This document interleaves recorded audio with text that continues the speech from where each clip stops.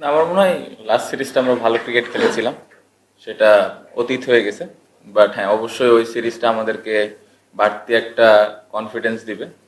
But এই সিরিজে আমাদেরকে আবার ভালো ক্রিকেট খেলতে হবে, প্রত্যেকটা দিন বেটার ক্রিকেট খেলতে হবে, তাহলে হয়তো রেজাল্টটা আমাদের পক্ষে আসবে। বাট রেকর্ড নিয়ে খুব বেশি আমরা চিন্তা করছি না। আমার মনে হয় যে প্রত্যেকটা দিন ভালো ক্রিকেট খেলাটা ইম্পর্টেন্ট, প্রত্যেকটা দিন কম্পিটিটিভ ক্রিকেট খেলাটা ইম্পর্টেন্ট। মন খারাপ করার কিছু নাই, অবশ্যই মিরপুরে তো সবসময় চ্যালেঞ্জ ছিল, অনেক চ্যালেঞ্জ নিয়ে ব্যাটিং করা লাগছে সবসময়।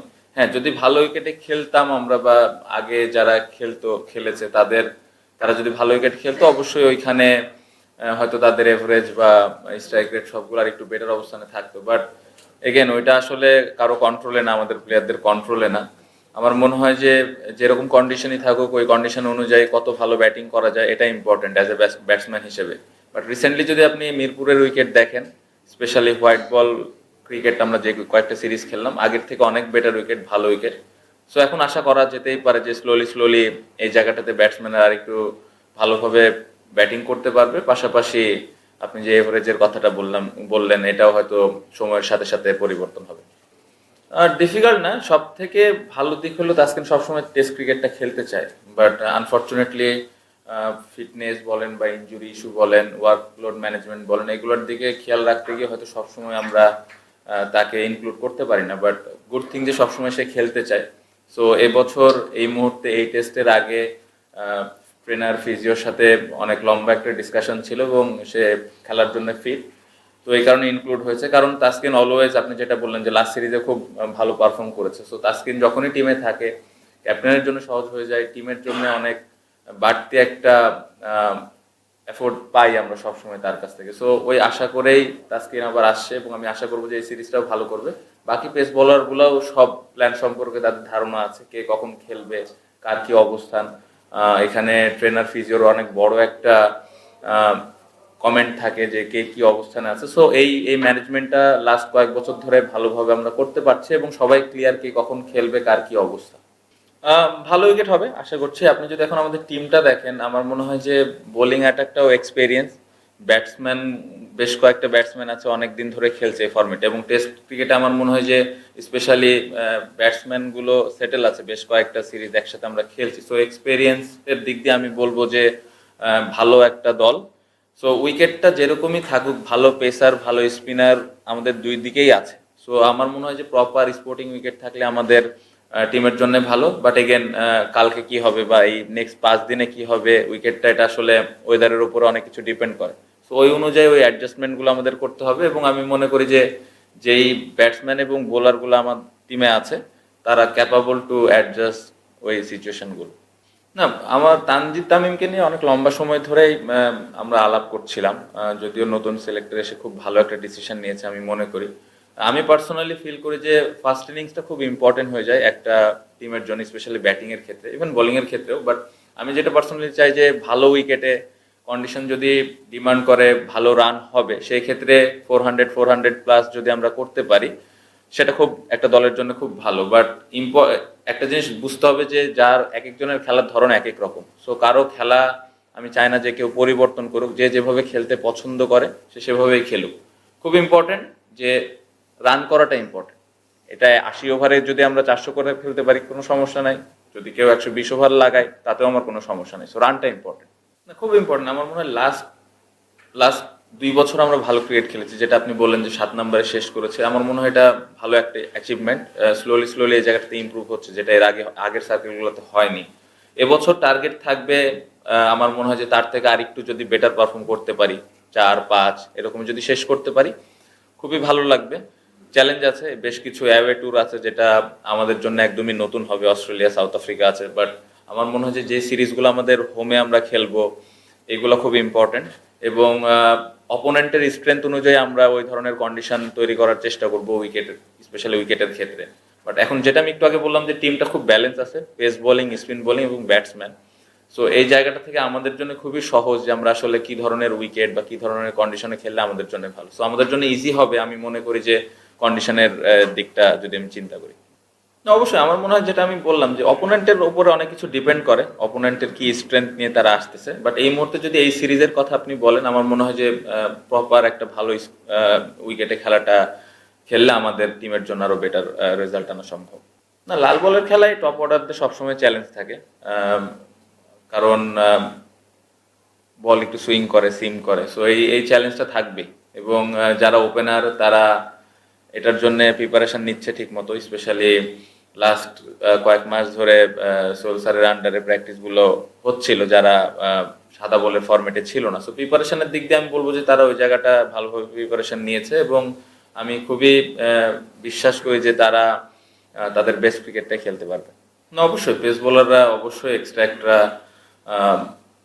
কাজ হিসেবে আমাকে হেল্প করবে, কারণ ওরা স্কিল ওয়াইজ অনেক ইমপ্রুভ করেছে, যে কোনো কন্ডিশনে এখন ভালো বল করছে যদি আপনি হোয়াইট বল স্পেশালি দেখেন। সো সবাই ভালো শেপে আছে। আমি অ্যাজ এ ক্যাপ্টেন হিসেবে চাইবো যে হোমেও ম্যাচগুলো আমরা জিতি এবছর, এই 2 বছরের যে সার্কেল আছে।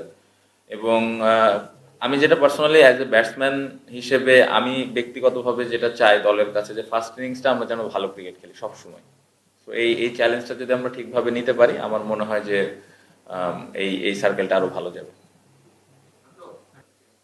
আমরা যখন ব্যাটসম্যানরা নর্মালি আলাপ করি ড্রেসিং রুমে, বা আমরা যখন প্র্যাকটিস করি বা প্রিপারেশন ফেজে থাকি, তখন কিন্তু সবসময় আমরা কথা বলি কিভাবে আমরা 100, 150, 200 এরকম বড় রান করতে পারি ইন্ডিভিজুয়ালি। সেই রানটাই আসলে টিমের আসলে হেল্প করে। তো প্রত্যেকটা ব্যাটসম্যানের গোলই ওরকম থাকে যে টিমের জন্য কিভাবে বড় রান করতে পারি, তো ওইটাই আছে, এবং ওই মোটিভটা নিয়েই সবাই ব্যাটিং করে। পেস বোলাররা বাড়তি একটা হেল্প করবে, স্পেশালি স্পিনারদের ক্ষেত্রে। একটা সময় দেখা যেত যে স্পিনাররা অনেক লম্বা সময় বল করতো, তো তাদের ব্রেক টাইমটাও কম থাকতো। বাট এখন আমার মনে হয় যে স্পিন এবং পেসের যে কম্বিনেশনটা আছে, তারা দুইজন যদি ঠিক মতো বল করতে পারে, আমার মনে হয় টিম অনেক বেনিফিটেড হবে।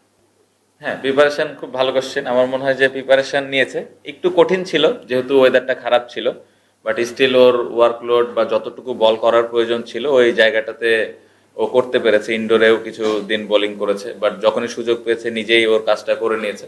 অনেক এক্সপিরিয়েন্স ক্রিকেটার, সে জানে আসলে তার প্রিপারেশন নেওয়ার জন্য কি কি করা প্রয়োজন। সো ওয়ার্কলোড ম্যানেজমেন্ট আমি হ্যাপি, এবং ফিজিও এবং ট্রেনার তারাও হ্যাপি, এবং তারা খুব ভালো ফিডব্যাক দিচ্ছে। সো আমি আশা করছি যে তাসকিন এই টেস্ট ম্যাচটা ভালোভাবেই বল করতে পারবে। পেস বোলিং ডিপার্টমেন্টে আমি বলবো যে দুই দলেরই ভালো পেস অ্যাটাক। বাট আমাকে যদি জিজ্ঞেস করেন, আমি বলবো যে আমাদের পেস বোলিং অ্যাটাক হয়তো সামান্য একটু আগায় আছে লাস্ট কয়েক বছর যদি আমি দেখি ওরা যেভাবে বোলিং করছে। বাট পাকিস্তান অলওয়েজ, আমরা যখন পাকিস্তান টিম নিয়ে কথা বলি সবসময় ওদের পেস বোলিং নিয়ে কথা বলি, এটা নিয়ে কোনো ডাউট নেই। তারা খুবই ভালো দল এবং খুব ভালো pace bowling side. But last কয়েক বছর আমরা যেভাবে পেস বোলাররা বল করছি, আমার মনে হয় এটা তাদেরকে ক্রেডিট দিতেই হবে। এটা তো আপনারা আসলে বলতে পারবেন, আমি অ্যাজ এ ক্যাপ্টেন হিসেবে আমার দল নিয়ে বলাটা ডিফিকাল্ট। আপনারা আরো ভালো বলতে পারবেন যে কোন দলটা বেটার অবস্থানে আছে। না, রানাকে একদম আমি ছোট থেকে চিনি, মানে একদমই ছোট, হয়তো কেউ তখন জানতো না। সো আমি জানি আসলে ও কি চিন্তা করে বা ও কিভাবে আসলে নিজেকে প্রিপেয়ার করে এবং ও কি চায়। এই জিনিসটা আমার জন্য একটা plus point. So okay use করার ক্ষেত্রে আসলে আমার কোনো ডাউট নাই। এবং লাস্ট যে কয়টা টেস্ট ম্যাচে ও ছিল সবগুলোতে আমি মনে করি যে ও ভালোভাবে ডেলিভার করার চেষ্টা করেছে। স্টিল নতুন আমি বলবো যে টেস্ট ক্রিকেটে, বাট খুবই এক্সাইটিং। এবং একটা ক্যাপ্টেনের আন্ডারে যখন এর ধরনের একটা এক্সপ্রেসিভ পেস বলার থাকে, এটা অবশ্যই একটা বাড়তি সুবিধা। সো আশা করবো যে এই সিরিজে ও নিজের ওই সেরাটা দিবে, এবং আমি খুবই হোপফুল যে ও যেই ফর্মে আছে এখন ওই ফর্মটা ধরে রাখবে। টিম হোয়াইট বলে বেশ কিছু প্লেয়ার ছিল, বাট রেড বল যারা খেলে তারা লম্বা সময় ধরে কিন্তু প্রিপারেশন ফেজে আছে। সো ওই দিক দিয়ে আমি খুশি। আমি যতটুকু সোহেল স্যার যিনি প্র্যাকটিস করেছেন তার কাছ থেকে খবর নিয়েছি, সবাই খুব ভালো শেপে ছিলেন, খুব ভালোভাবে ইন্ডিভিজুয়ালি স্পেসিফিক প্র্যাকটিস করেছে। সো ওই দিক থেকে আমি বলবো যে ভালো প্রিপারেশন হয়েছে। এখন বাকিটা এক্সিকিউশনের ব্যাপার মাঠের মধ্যে। ডিফিকাল্ট অবশ্যই, এতদিন পর পরে খেলা অবশ্যই ডিফিকাল্ট, বাট খুবই ভালো যে অ্যাটলিস্ট একটা 4 ডে ম্যাচ খেলার সুযোগ পেয়েছে, আমি যদি পজিটিভ ওয়েতে চিন্তা করি। বাট এগেন মমিনুল ভাই, তাইজুল ভাই, নাইম, জয় যারাই আছে, এনাদের প্রত্যেকটা মানুষের জন্য খুবই কঠিন। এখন মুশফিক ভাই একটা ফরম্যাট খেলছে, বাট তারা প্রফেশনাল ওই জায়গা থেকে নিজের প্রিপারেশনটা নেয় এবং এই নেগেটিভিটি থেকে দূরে থাকার চেষ্টা করে। সো তারা এই জায়গা থেকে যতটুকু সম্ভব টিমকে দেওয়ার চেষ্টা করে, এবং আমি খুবই খুশি যে সবাই মন থেকে টিমের জন্য পারফর্ম করার চেষ্টা করে। সো আসলে অনেক কিছু চাইলেও অনেক ভালোভাবে করা সম্ভব না, বিকজ অফ দ্য সিচুয়েশন। একটা জিনিস আমরা করতে পারি, কিভাবে আমরা ভালো চিন্তা করতে পারি, কিভাবে আমরা ভালো প্রিপারেশন নিতে পারি প্র্যাকটিস। সো যে জিনিসটা তারা সবসময় করে। তামিমের কাছ থেকে বেসিক্যালি এক্সট্রা কোনো কিছুই চাই না। ও যেভাবে ওয়ানডে টি-20 ক্রিকেট খেলে, ব্যক্তিগতভাবে আমি চাই সে ওইভাবে ক্রিকেট খেলুক। আর ও ওইভাবে ক্রিকেট খেললে টিম অটোমেটিক একটা ভালো পজিশনে থাকবে যেদিন ও লম্বা ইনিংস খেলবে। সো এক্সট্রা কোনো কিছু না। এবং আমি যেটা বললাম যে রান করাটা ইম্পর্টেন্ট, স্পেশালি ফার্স্ট ইনিংসে। সেটা আমরা যদি 10 ওভারে 50 করে ফেলি, কোনো সমস্যা নাই। যদি আমরা 10 ওভারে 20 রান করি, তাতেও আমার কোনো সমস্যা নেই। বাট যার যে রোলটা আছে, যে যেভাবে খেলতে পছন্দ করে, সে যেন ওভাবেই খেলে। বাট তামিমের মতো ক্যারেক্টার টিমে একটা বাড়তি ইম্প্যাক্ট অবশ্যই রাখবে। প্রথমে যেটা বললেন যে আসলে হোয়াইট বল যারা খেলতেছিল তাদের ওই প্রিপারেশনটা ওরকম হয়েছে কিনা, বা এরকম ম্যাচ খেলতে পারলে ভালো হতো কিনা, অবশ্যই ভালো হতো। বাট সিচুয়েশনটাও বুঝতে হবে, আমাদের আসলে ওই অপশনটা ছিল না। তো আমরা অনেকদিন ধরেই খেলছি, বা যারা হোয়াইট বল খেলে অনেকদিন ধরেই খেলছে, তারা মেন্টালি ওইভাবে জানে আসলে নেক্সট সিরিজটা কি।